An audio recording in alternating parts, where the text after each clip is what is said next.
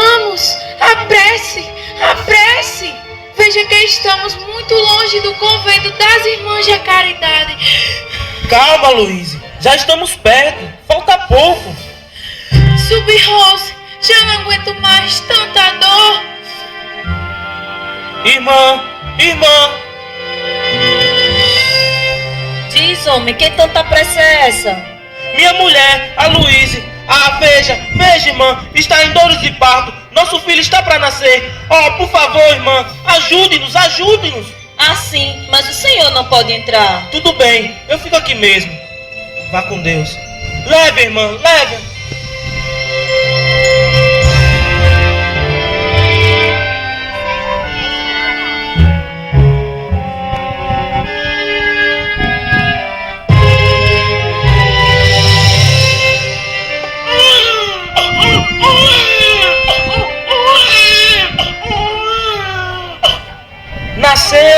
Nasceu! Graças a Deus, vou dar-lhe o nome de Bernadette. Sim, Bernadette Sub-Rose. Que alegria assim tem meu coração. Já não vejo a hora de colocá-la em meus braços. Um ser tão pequeno, mas que traz dentro de si um chamado.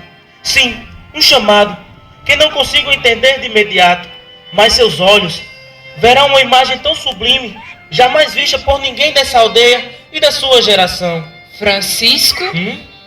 Veja, nossa pequena é uma menina. Assim, minha amada Luísa, sei que é uma menina. Como sabe que é uma menina?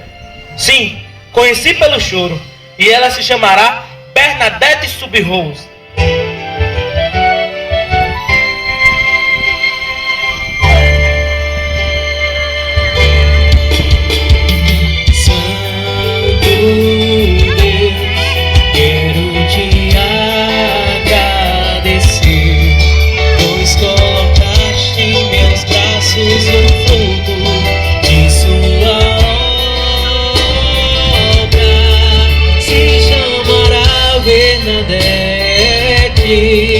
Se chamará escolhida de Deus, se chamará Bernadette,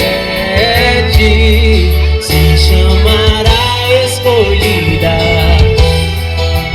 de Deus.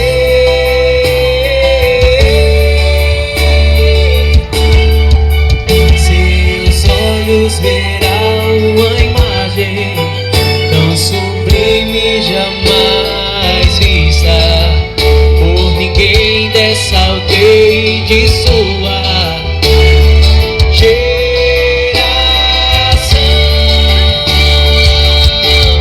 Se chamará Bernadette,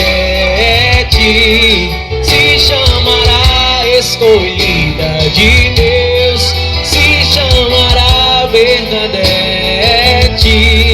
se chamará